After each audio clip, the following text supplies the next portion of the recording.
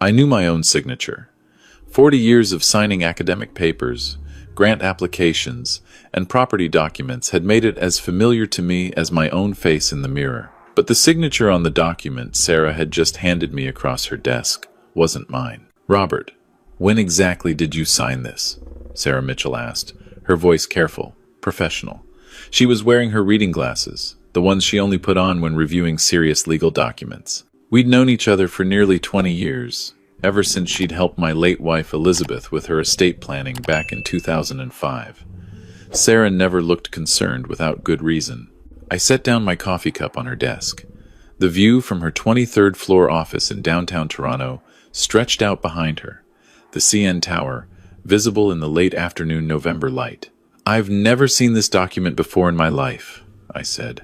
Sarah leaned back in her chair. "That's what I was afraid of. Robert, someone submitted this codicil to your will 6 months ago. It was filed with the provincial registry in May. It names Michael as your sole executor and primary beneficiary, completely overriding the provisions you made for the University of Toronto Engineering Scholarship Fund and the Heart Disease Research Foundation. My son, Michael, a corporate lawyer himself, or he had been, before the firm let him go last year. He'd told me it was a mutual decision, that he wanted to start his own practice. I'd believed him. There has to be some mistake, I heard myself saying, but even as the words came out, I was studying the signature again. It was good, very good. Someone had practiced this. The way I crossed my T's, the slight flourish on the R, the way the chen ended with that characteristic upward hook. If I hadn't known with absolute certainty that I'd never signed this document, I might have believed it was real. "The notary stamp is fake," Sarah continued. She pulled out another document from the file. "I contacted the notary whose seal appears on this codicil, Agnes Wu.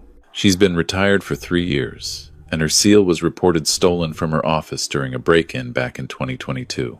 Whoever did this was sophisticated enough to know they needed a real notary's credentials, but sloppy enough to use one who's no longer practicing." I felt something cold settling in my stomach.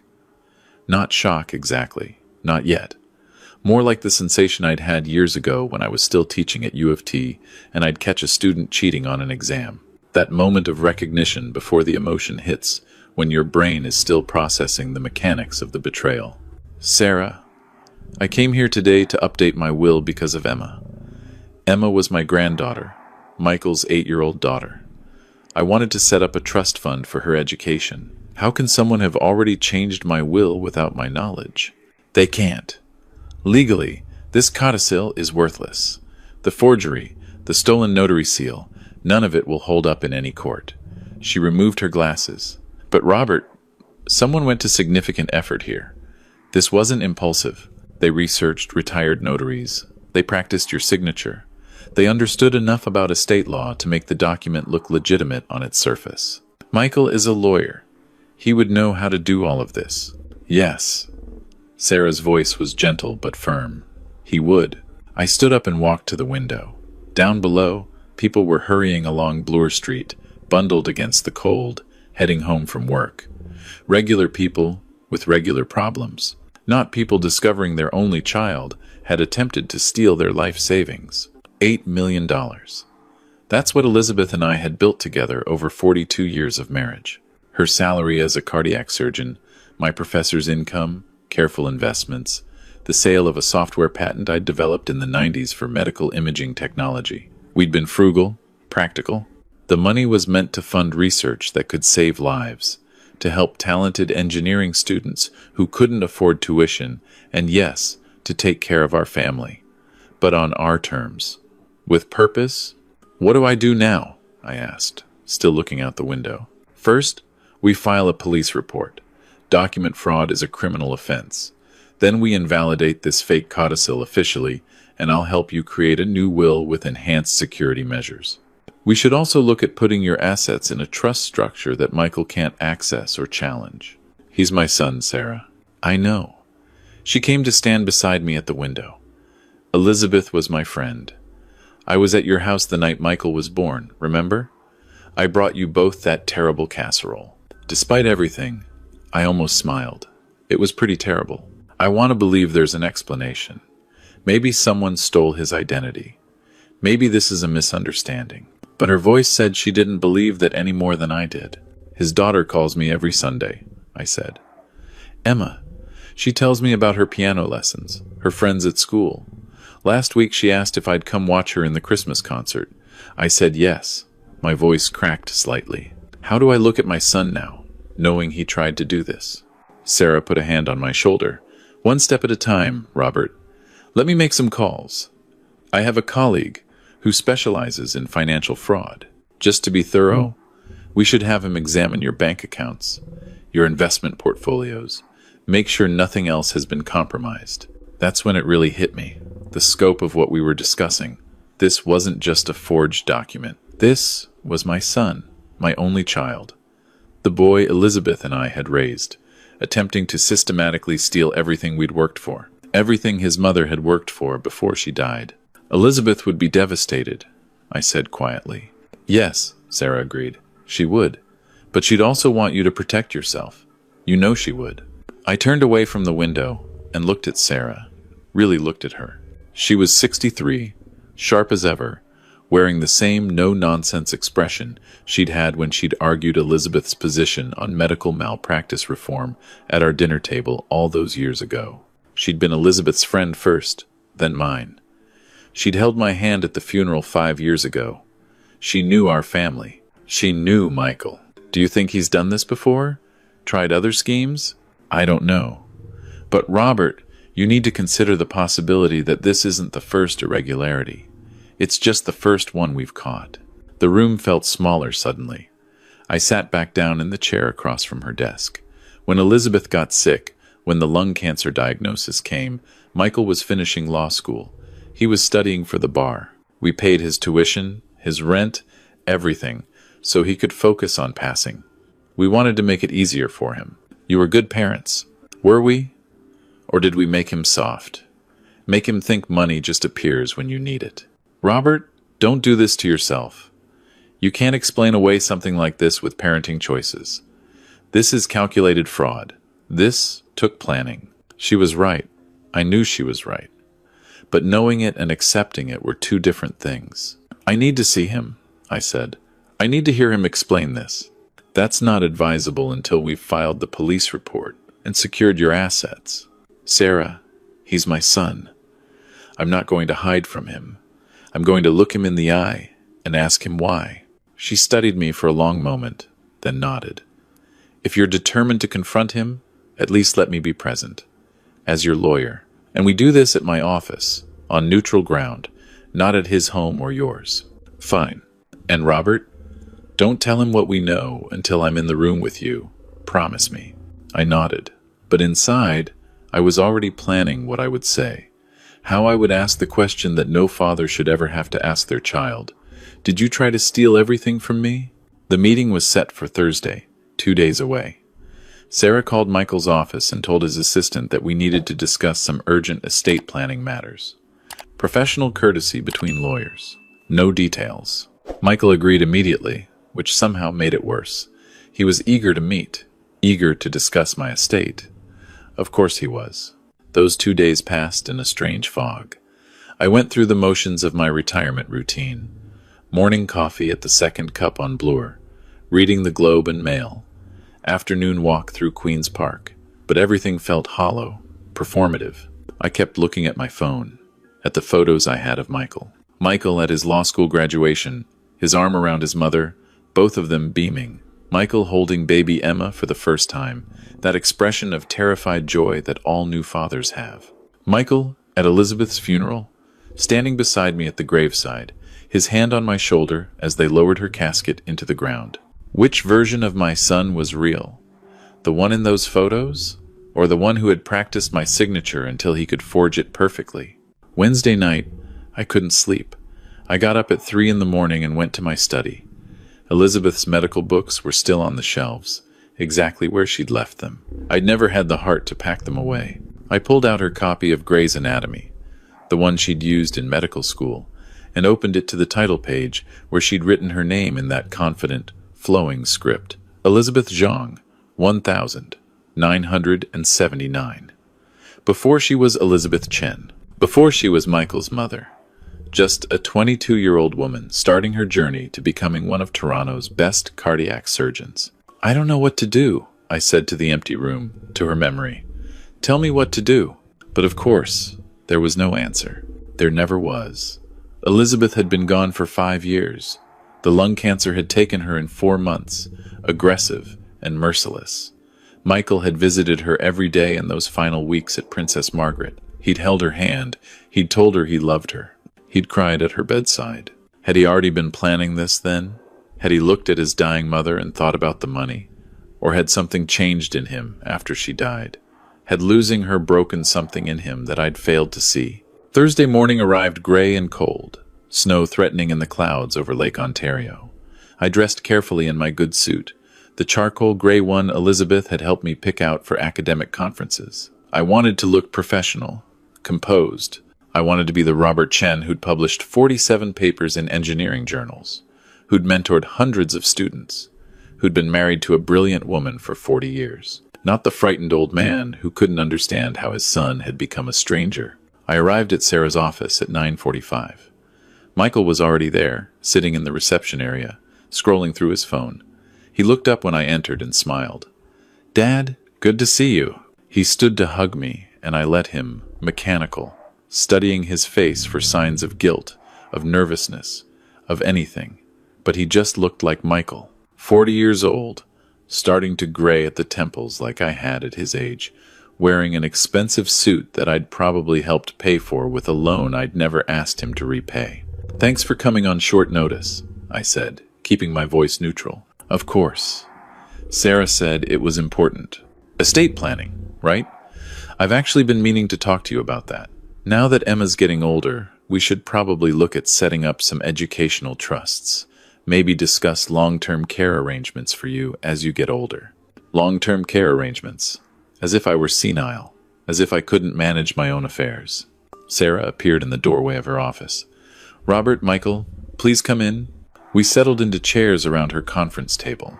Sarah had files laid out, legal pads, her laptop open. She looked every inch the senior estate lawyer, completely in command of her domain. "Michael, thank you for meeting with us," she began. "Your father asked me to arrange this meeting because some irregularities have come to light regarding his estate planning documents." Michael's expression shifted to concern. Perfect. Practice concern. Irregularities? What kind of irregularities? Sarah slid a document across the table. "This codicil was filed with the provincial registry 6 months ago. It purports to significantly alter your father's will, but your father has no memory of signing it." I watched Michael's face as he picked up the document and began to read. Watched for the moment of recognition, the flash of panic, something. But he was good. He read through it carefully, his lawyer's training evident in the way he scanned the clauses, checked the signature, examined the notary seal. "This is obviously a forgery," he said finally, looking up at us. "Dad, this is identity theft. Have you filed a police report?" "Not yet," I said quietly. "I wanted to talk to you first." "To me? Why?" He looked genuinely confused. No, not confused. Offended. "You don't think I had anything to do with this?"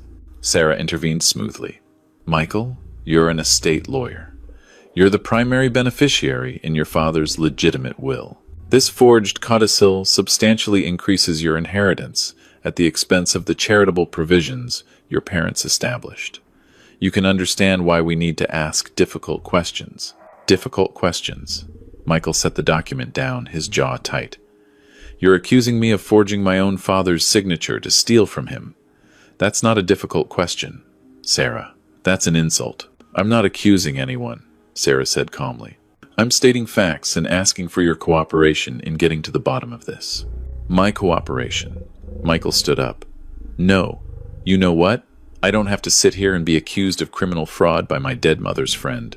Dad, if you really think I did this, then call the police, press charges. But I'm not going to participate in whatever intervention this is." He moved toward the door, but I stood up, blocking his path. "Sit down, Michael." "Dad, this is ridiculous. They're poisoning you against me." "Sit down." Something in my voice stopped him, or maybe it was something in my eyes. The tone I'd used with my graduate students when I caught them plagiarizing their dissertations. The tone that said, I know, and you know that I know. And now we're going to talk about what happens next. Michael sat. I returned to my seat, taking my time, letting the silence stretch. Then I pulled out my phone and opened the Photos app. I scrolled until I found the one I wanted. Michael, at 8 years old, gap-toothed grin, holding up a certificate from his elementary school science fair. First place in the physics category. Elizabeth and I had been so proud. You were 8 years old here, I said, turning the phone so he could see. You built a model of the solar system that actually rotated using motors and gears you'd figured out from one of my old engineering textbooks. You were so excited to explain it to me. You said you wanted to be like me when you grew up, an engineer, a professor, someone who builds things. Michael looked at the photo but said nothing. When did that change? I asked. When did you stop wanting to build things and start wanting to take them? Dad, I didn't forge that document. The notary, whose seal appears on that codicil, had her credentials stolen in a break-in 3 years ago. It was reported to the Law Society of Ontario. Any lawyer checking the registry could find that information, could verify that she's retired, that her seal is compromised. But it would take someone with access to legal databases to know about her in the first place, to know her seal could be used. You're reaching. Any number of people could have accessed that information. Agnes Wu was your mother's notary, I said quietly. She notarized the power of attorney Elizabeth signed when she was going into surgery for the cancer. You were there that day? You met Agnes? You would have her name, her seal number? Michael's face went very still. That's circumstantial. The handwriting analysis will come back from the expert Sarah hired, I continued. We'll know definitively whether you practiced my signature, whether you created this forgery, but I think we both know what that analysis will show. The silence in the room was absolute. Outside the windows, snow had started to fall, soft and silent, covering Toronto in white. Why? I asked finally. Just tell me why. Michael looked at his hands, at the table, anywhere but at me. When he finally spoke, his voice was barely audible. I'm drowning, Dad. I've been drowning for 2 years and I didn't know how to tell you. Tell me what? The firm didn't let me go. They fired me for falsifying billable hours. I was desperate, behind on Emma's private school tuition, behind on the mortgage, behind on everything. Rebecca was threatening to leave me, to take Emma. I just needed to buy time. Rebecca, his wife, Emma's mother. I'd always liked Rebecca, though we'd never been particularly close. She was a marketing executive for a tech startup, ambitious and driven. I'd assumed their dual-income household was doing well. The startup Rebecca works for went under last year, Michael continued. They laid off everyone. She's been freelancing, but it's not enough. We're 3 months behind on the mortgage. The school sent Emma home with a letter last month saying if we don't pay the outstanding balance, she can't continue next semester. Michael, my voice was sharper than I intended. Why didn't you ask me for help? Because Mom's not here anymore. It burst out of him, sudden and raw. Because when Mom was alive, I could talk to you both about money, about problems, and it felt okay. But after she died, every time I came to you for help, I felt like I was failing her, like I was proving I couldn't make it without her safety net.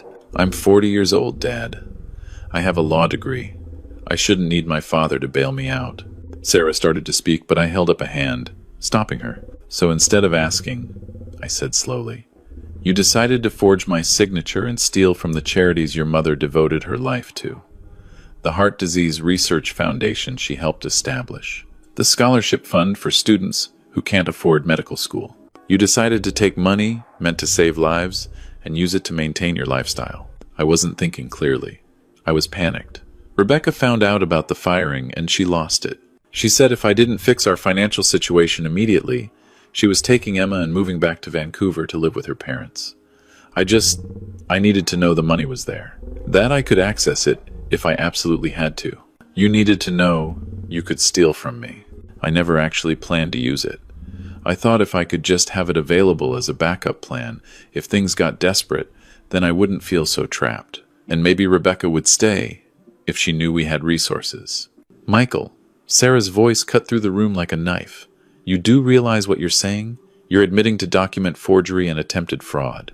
Everything you're saying right now can and will be used against you in criminal proceedings. He looked at her, then at me, and for the first time I saw real fear in his eyes. Dad, please, I made a mistake, a terrible mistake, but I didn't actually take any money. The codicil was never enacted. Doesn't that count for something? You're asking if attempted theft is better than actual theft, I said. Is that really where we are? I'm asking if you can forgive me. His voice broke. I'm asking if there's any way back from this. I looked at my son and saw him clearly, perhaps for the first time in years. Not the successful lawyer I'd assumed he was. Not the devoted father and husband, but a man who'd been terrified and desperate and had made the worst possible choices in response to that fear. I don't know, I said honestly. I don't know if there's a way back from this. We sat in silence for a long moment. Then Sarah spoke, her voice softer than before. Michael, I'm going to give you some advice as someone who's known you since you were a child. You need to get a criminal defense lawyer, not an estate lawyer, not a corporate lawyer, someone who specializes in fraud cases. This isn't going away. Will you press charges? Michael asked me. I looked at Sarah. She met my eyes and I saw the question there. The decision was mine. I need time to think, I said finally. I need to understand the scope of this, whether there are other documents, other schemes I don't know about. Sarah is going to conduct a full forensic review of my finances. If we find anything else. There's nothing else. I swear, Dad, this was the only time. Your promises don't mean much to me right now, Michael. He flinched as if I'd struck him. Good. He should feel that. He should feel every bit of the pain he'd caused. Rebecca doesn't know, he said quietly. Emma doesn't know. Please, whatever you decide, can we keep this between us? You want me to protect your reputation while you were trying to steal from me? I want my daughter to still have a grandfather. I want her to keep calling you on Sundays to tell you about piano lessons. Please, Dad. However angry you are at me, don't punish her. That was the first thing he'd said that reached me. Emma, 8 years old, innocent. She didn't deserve to lose her grandfather because her father was a criminal. I'm not promising anything, I said, but I won't say anything to Emma until I decide what to do. That's all you get. Michael nodded, defeated. He stood to leave, then paused at the door. I love you, Dad. I know you don't believe that right now, but I do, and I loved Mom. I never would have done this if she were still alive. That's supposed to make it better? That you only became a thief after your mother died? He didn't answer. He just left, the door closing behind him with a soft click. I sat in the silence of Sarah's office, feeling every one of my 68 years. My chest ached. Not a heart attack, just grief. Just the physical weight of betrayal settling into my bones. What do I do now? I asked Sarah. She came around the desk and sat in the chair Michael had vacated. First, we secure everything. I'll start the forensic review tomorrow. We'll change all your passwords, put fraud alerts on your credit, move your assets into structures Michael can't access. Then you decide whether to press charges. If I don't press charges, he'll do it again. Maybe. Or maybe this scared him straight. I can't tell you what's in his heart, Robert. Only you can make that call. Elizabeth would know what to do. Maybe. Or maybe she'd be just as lost as you are. This isn't a medical diagnosis with a clear treatment protocol. This is your son, your only child. There's no textbook for this. I nodded, too exhausted to argue. Go home, Sarah said gently. Get some rest. We'll talk tomorrow about next steps. For now, you did the hardest part. You confronted him. You heard the truth. That took courage. Courage. It didn't feel like courage. It felt like survival. Like putting one foot in front of the other because the alternative was collapsing completely. I left Sarah's office and stepped out into the snow. It was coming down harder now, accumulating on the sidewalks, muffling the city sounds. I walked without direction, just moving, letting the cold air clear my head. Somehow I ended up at the university campus. The building where I'd taught for 35 years was lit up against the gray afternoon, students hurrying between classes, their young faces full of purpose and possibility. I'd been like them once. Elizabeth had been like them. We'd believed in building things, in contributing to the world, in leaving something behind that mattered. What was I leaving behind? A son who'd tried to steal from me. A granddaughter who would eventually learn the truth. A legacy of fraud and broken trust. No, that's not what I was leaving behind. That's what Michael had chosen. I was still here. I still had choices. I pulled out my phone and called Sarah. "File the police report," I said when she answered. "Do the forensic review. If there's any evidence of other crimes, I want to know." And Sarah set up a meeting with Rebecca, Michael's wife. She deserves to know what her husband tried to do. "Are you sure about that, Robert? Once you tell Rebecca, the marriage is probably over." "The marriage is already over, if it's built on lies and desperation. She has a right to know who she's really married to. And Emma has a right to a parent who isn't drowning in secrets." "All right, I'll arrange it. Anything else?" "Yes. The scholarship fund Elizabeth and I established, I want to expand it. Double the endowment. I want more students to benefit from it. That's the legacy I want to leave, not whatever mess Michael has made of his life. I'll draft the papers." I hung up and stood there in the snow, watching the students, thinking about Emma, my granddaughter. She'd be devastated when she found out. The grandfather she called every Sunday would become the grandfather who'd had her father arrested, or the grandfather who'd let her father get away with theft. Either way, I'd lose her, at least for a while. But maybe, if I was lucky, if I lived long enough, she'd understand someday. She'd understand that love isn't enabling someone's worst behavior. Love is holding them accountable, even when it breaks your heart, even when it costs you everything. Elizabeth would have understood that. She'd been tough when she needed to be, compassionate, but never soft. She'd held her medical students to impossible standards because she believed they were capable of meeting them. She'd pushed her patients to fight even when the odds were grim because she believed in their strength. I needed to believe in something now. Not in Michael's redemption, not yet, maybe not ever, but in my own strength, in my ability to survive this betrayal and still be the man Elizabeth had loved, the man who built things, the man who contributed, the man who didn't give up. The next week passed in a blur of legal meetings, police reports, forensic accountants poring over every financial document I'd signed in the past 5 years. They found 2 other irregularities. Small things. A check made out to Michael that I didn't remember signing. An authorization for a bank transfer.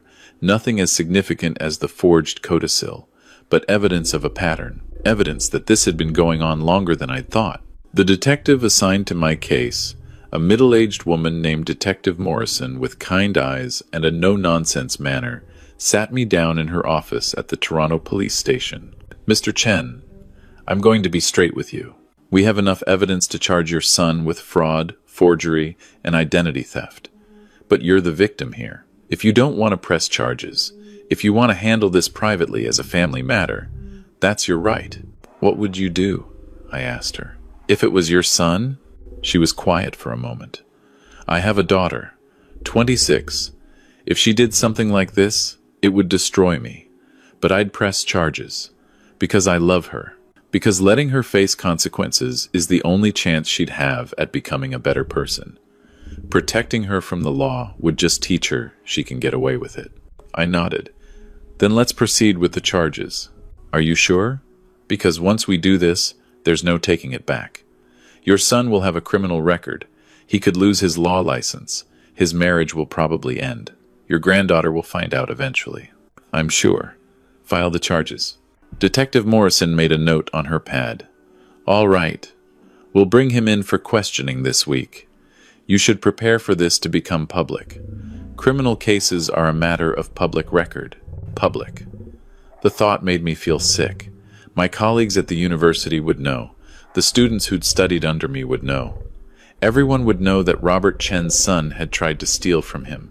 That the nice Chinese family who'd lived in their neighborhood for 40 years was just as dysfunctional as everyone else.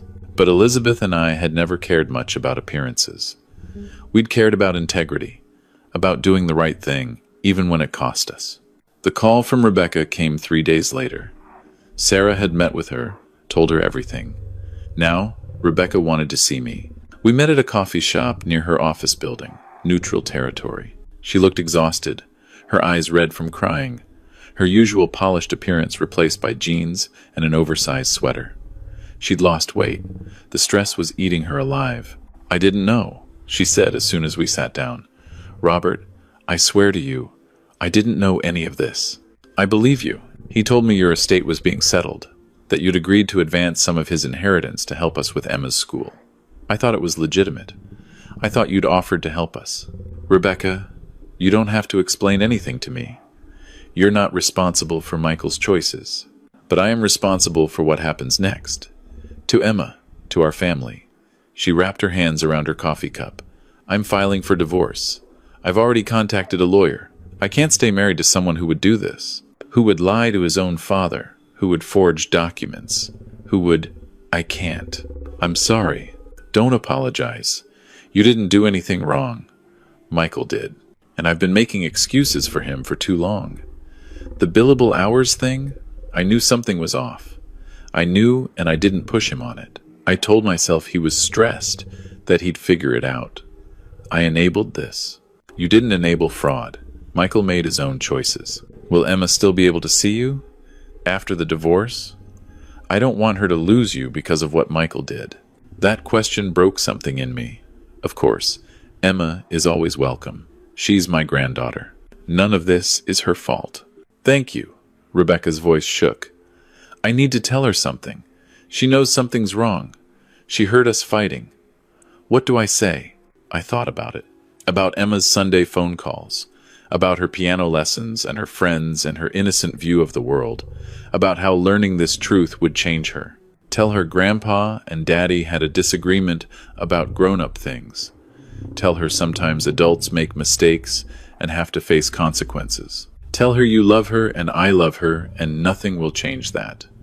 When she's older, when she can understand better, then you can tell her the details.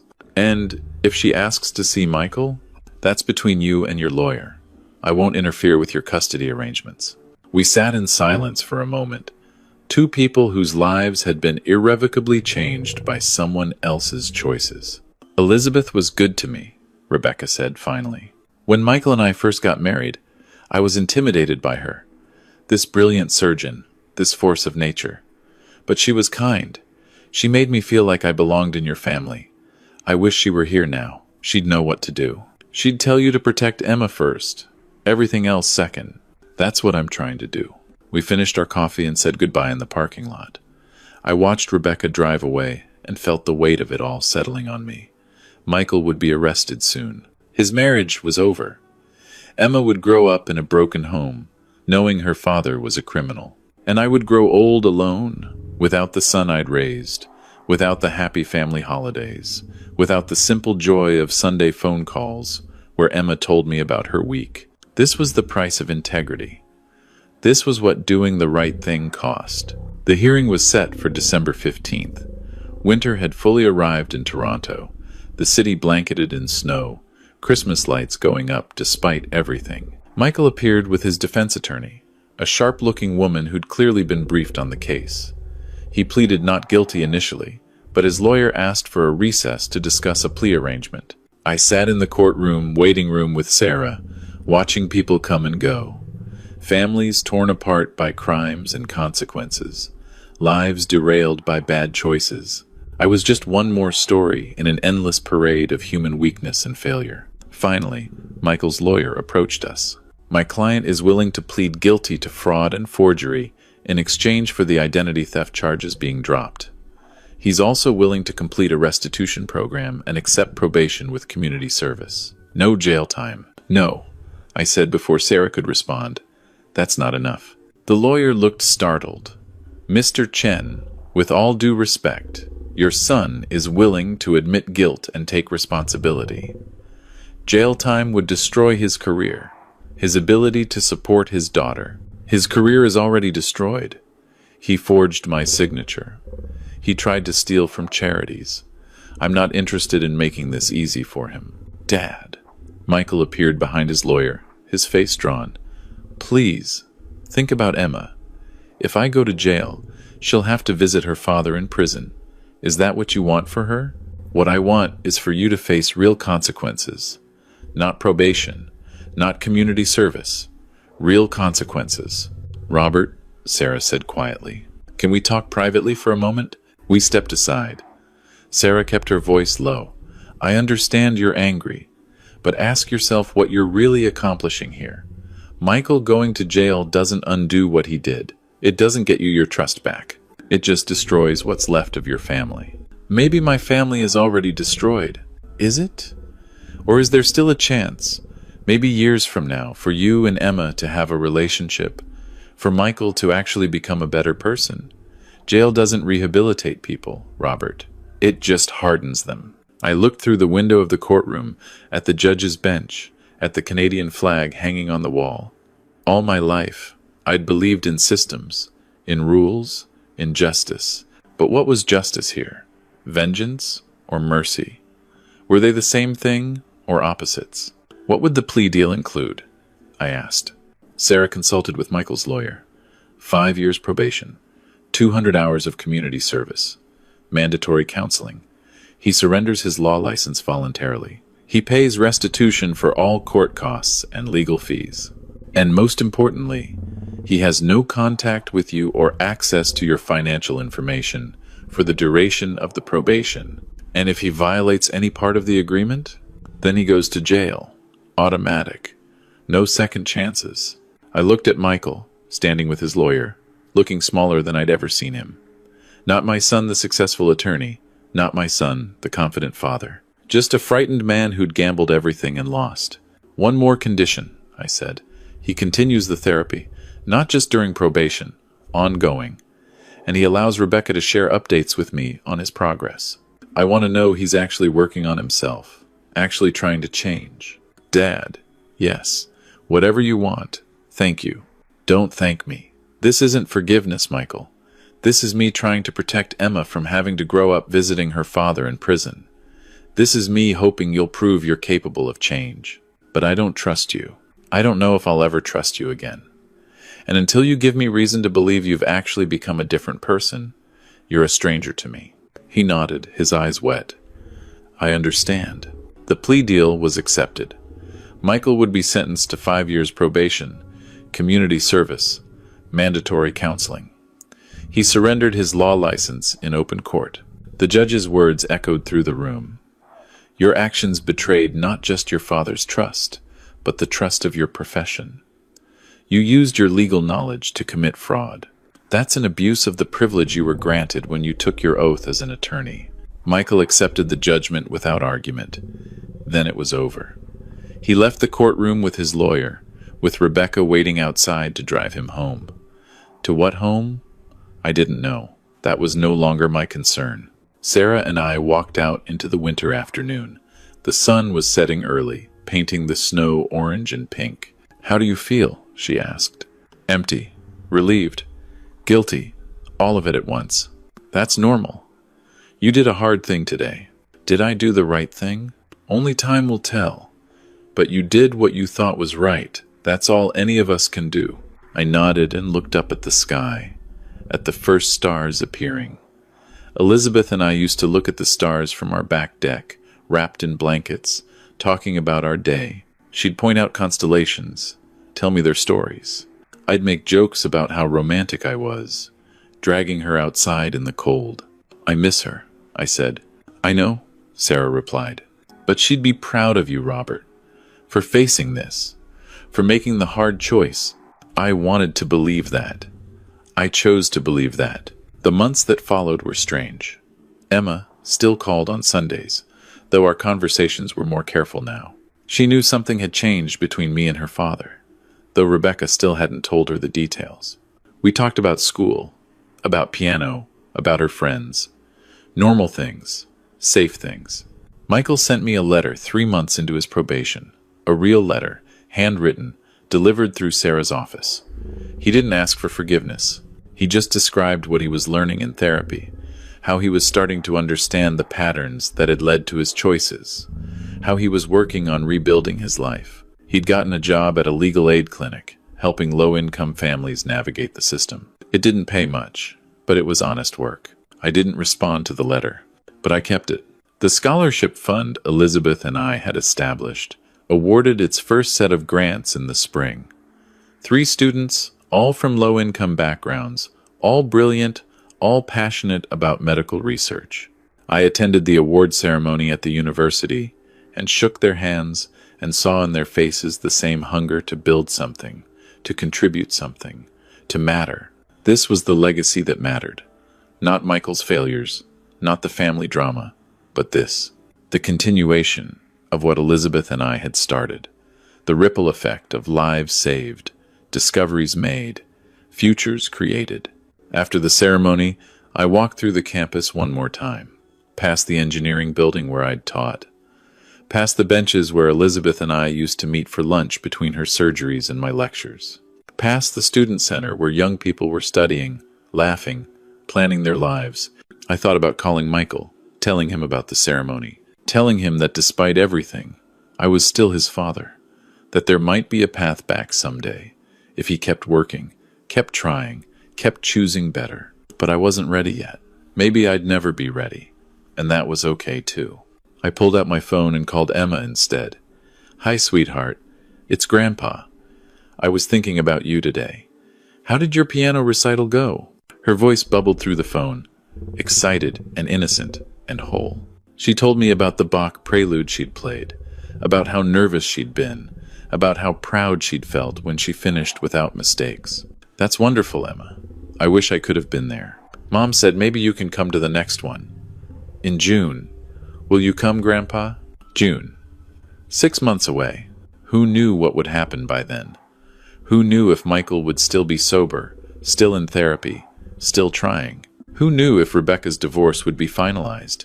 If Emma would understand by then what her father had done? But I knew one thing. I'd still be here, still trying, still choosing to believe that the legacy Elizabeth and I had built could survive anything. Even this. "Yes," I told Emma. "I'll be there. I promise." And I meant it. Because that's what you do. You keep the promises you can keep. You show up for the people who deserve it. You build what you can with what you're given. And you trust that somehow, despite everything, it will be enough. It has to be enough. Because it's all we have.